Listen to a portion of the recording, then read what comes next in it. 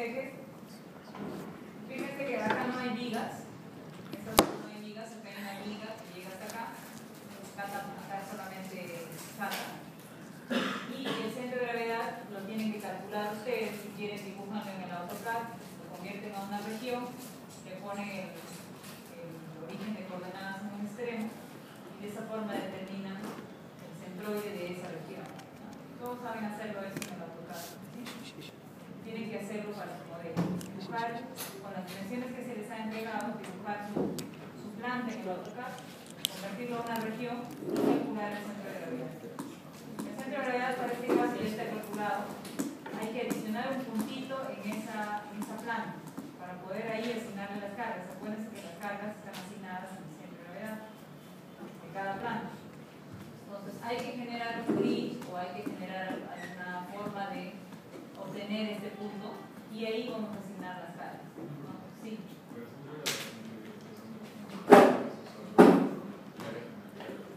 No, el peso comparado con las cargas que se le ponen, que normalmente son cargas sísmicas, es muy pequeño. Entonces, en el caso de un análisis sísmico, vamos a considerar un análisis sin peso.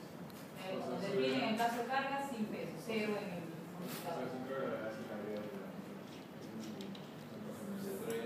El centroide de la planta. O sea, ustedes pueden pensar de que de repente las placas van a influir. En este caso, como es un diafragma rígido, es prácticamente el centroide va a depender de la forma que tenga el diafragma. En el caso del centro de rigidez, ahí sí afecta a las placas. Obviamente esta placa, como tiene bastante rigidez, va a jalar el centro de rigidez para esta zona. Entonces ustedes tienen placas simétricamente ubicadas, entonces más o menos intuyen por dónde va a ser el centro de rigidez, pero lo van a calcular en exacto. Bien, entonces, viendo ese planito, lo primero que debo hacer es cambiar las unidades, toneladas metros. Ahora me van ayudando para los ejes. Voy a poner simplemente OK, cierro una de estas y voy a modificar el sistema global. Entonces tengo, me van dictando en eje X, por ejemplo, tengo, me parece, a 3, luego tengo a 7. 7 más 6, 13, ¿están viendo su planito? Sí. Creo uno más, ¿okay? Y luego tengo 13 más 6, 19. ¿Es así? Por favor, este es el planito que estoy modelando. Entonces voy a dibujar un eje a 3, un eje a 7, acumulando, a 13 y a 19. También voy a dibujar este eje a 2,5. Entonces tendría 7 menos 2,5, ¿cuánto es? 4,5. Entonces voy a...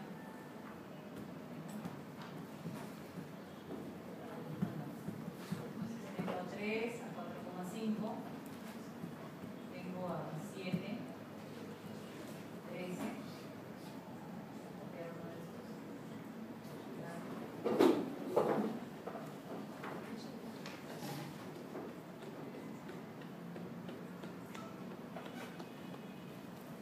Tengo a 7 y luego también podría de una vez definir algunos ejes para este centroide, para el 1,4. ¿Eso a qué distancia X sería? Sería 13 menos 1,4. ¿Cuánto es eso? 11,6. 11,6. Entonces voy a definir ya ese eje, 11,6, 13 y por último 19. Ya tenemos todos los ejes que necesitamos. En el eje Y tenemos a 6, a 12. Pero también podríamos definir en el eje Y en el centroide, ¿no? A 6, a 12 y el otro, ¿cuál sería? 6 menos 1,4, ¿no? ¿Cuánto es? 4,6.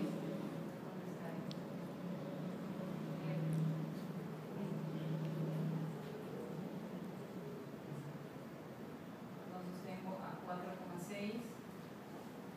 6 y a 2. En el eje Z tengo a 3,5. 3,5 más 2,8 y 6,3. No hay problema, voy a eliminar esto. Como que ya tengo el grid que quiero, voy a poner el XY. Estoy en el Z0, voy a subir al Z3,5 y voy a empezar a dibujar. Entonces aquí tenemos que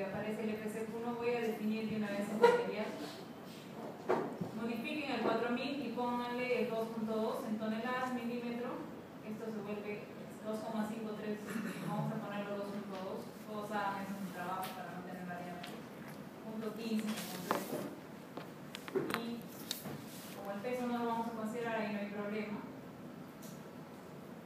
y vamos a definir todas las columnas de qué sección son. Vean su planito. 35. Seccional, de concreto, son de 35 por 35. Columnas de 35 por 35.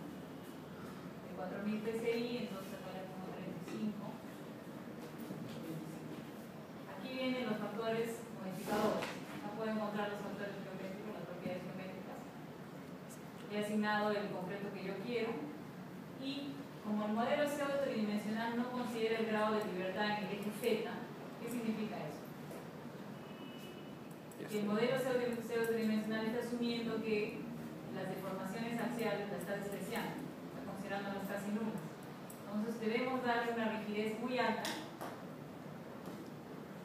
a la parte axial para que la deformación en el eje X sea cero. También queremos evitar las deformaciones por corte en las columnas, restringirlos en ambos lados, un corte 3,3 y un corte 2,2. Y la constante torsional, cuando hay encuentros con vigas, le vamos a poner que sea bien bajito. Entonces le ponemos 1. Lo demás lo dejamos ok y esta sería nuestra columna que estamos usando. Adicionamos otro nuevo elemento que en este caso es la placa. La placa tiene de Verarte 5.7 me parece. Sí, ¿no? 5.7 y punto 25. En este caso también le restringimos, el cortante no le restringimos, la constante torsional nada más la dejamos. El modelo que hemos considerado sí considera definiciones como si fuera un solo elemento, entonces la constante torsional lo bajamos y le ponemos bajito el momento con el eje 2,2 que es el momento con el eje que está trabajando. Entonces ponemos acá para que sea bastante flexible según nuestro modelo, lo vamos a poner. No es totalmente necesario esto, pero hemos considerado un modelo que es bastante flexible con respecto a este valor. Entonces le ponemos OK, lo demás no lo restringimos y empezamos a dibujar. Voy a buscar aquí, es 35 por 35. Tengan cuidado cuando muestren los diagramas de momentos, por ejemplo de un corte. Cuando muestren los diagramas de momentos, por ejemplo M33 necesita que todas las columnas estén en la misma orientación del eje 3. Ustedes dibujan una columna de abajo para arriba y luego dibujan otra en este sentido. Los ejes se están alterando. Voy a mostrar los ejes para que podamos ver los ejes locales. Fíjense cómo está el eje 1 en sentido contrario, cómo está el eje 3. Entonces hay que tener cuidado que todas las columnas tengan el eje 3 en la misma orientación y que todas las vigas también tengan la misma orientación, es decir, dibujar de derecha a izquierda, ser un poco ordenados para que luego cuando mostremos en una planta el eje en momento 3,3 nos muestre adecuadamente. En el pseudo tridimensional no van a tener mucho problema, pero cuando modelen un pórtico ahí sí más. Voy a borrar esto. Entonces aquí tengo el 6 por 6.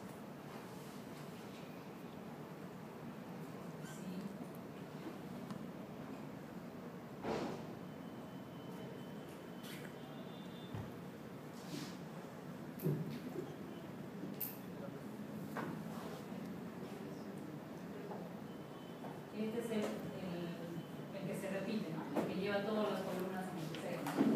De aquí hasta aquí hay una viga que va a 2,5 y de aquí hasta este punto y por último a 3 metros hay otra columna en este cero. Para dibujar la placa que está en esta intersección voy a dibujar esta línea y voy a dibujar esta de acá también. El modelo solo me permite dibujar de extremo a extremo, esa es una forma de dibujar. ¿Para qué hago esta viga de acá? Para que intersecando esta línea me dé el punto de ubicación donde voy a poner la placa. Ustedes pueden encontrar formas más fáciles de hacerlo, de ubicar una placa en un punto que no esté dentro de los ejes. Y no me voy a poner a calcular para que dibujar exactamente donde pasa la placa. Una opción sería eso, dibujar en 2,5, que ustedes están viendo acá, entre 2,5. Dibujar hasta 7 en el extremo, unir con una línea, y la intersección de esta con esta línea horizontal es donde está ubicada la placa. La placa no es dibujada como un shell, la placa es dibujada como un frame. Entonces en el modelo simplemente va a ser una columnita la placa. Y como la placa no está unida con una viga a este elemento, ni tampoco a estos extremos, entonces va a ser una columnita que va a estar volando en ese extremo. Sin embargo, vamos a hacer un artificio para que todos los puntos dentro de una losa se unan y haya compatibilidad entre ellos. Eso se llama un diagrama.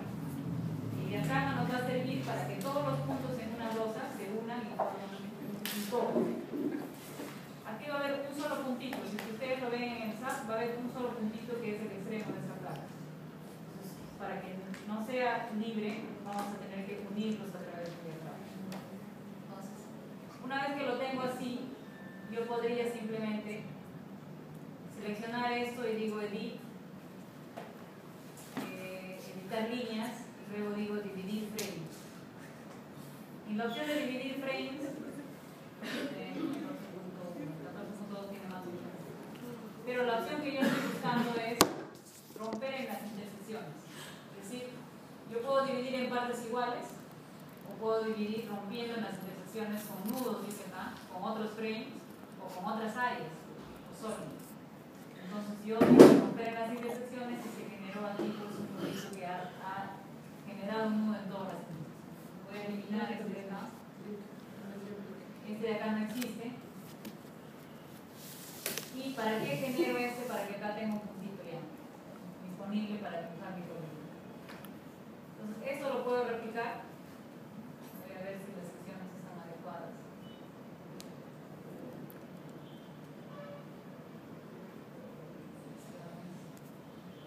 Bueno, todas las he puesto, las he dibujado como columnas de 35 por 35. Podría yo generar una viga bastante quebrantada para que tenga bastante rigidez y me ayude a que mi diagrama sea rígido. Por lo contrario, la otra opción es darle restricciones a estos nudos para que no se muevan en serio. En este caso lo voy a hacer así. Si quieren ustedes generen una viga bastante quebrantada de 1 metro, de 80 centímetros, o le ponen un factor bastante grande Divide frames. para que sea un Edit. elemento bastante Divide frames. Ahora vamos a hacer de otra forma que también va a resultar. Entonces, teniendo ya esta pasta que yo necesito, esta no existe. Entonces lo voy a replicar. Voy a replicarla en Z a 2,8. Ya tengo la otra planta que debería estar en 6,3. 6,3 también. Me voy a XZ y tengo algunas vigas y voy a dibujar las columnas de mi falta. Y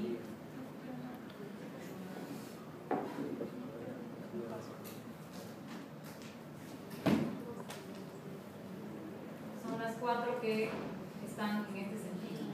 Voy a dar 3D. He dibujado lo que están al fondo. Son las 4 del extremo. Esas las puedo replicar hacia adelante también.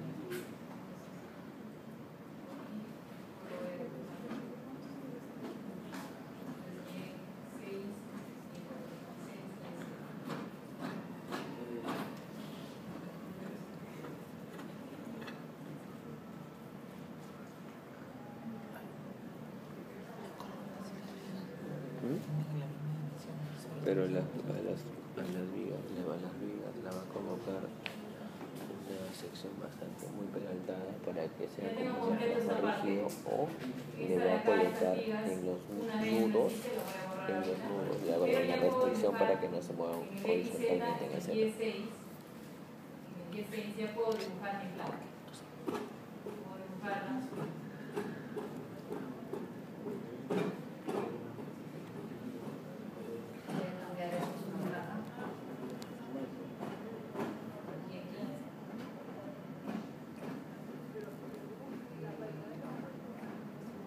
En este otro punto no me permite agarrar.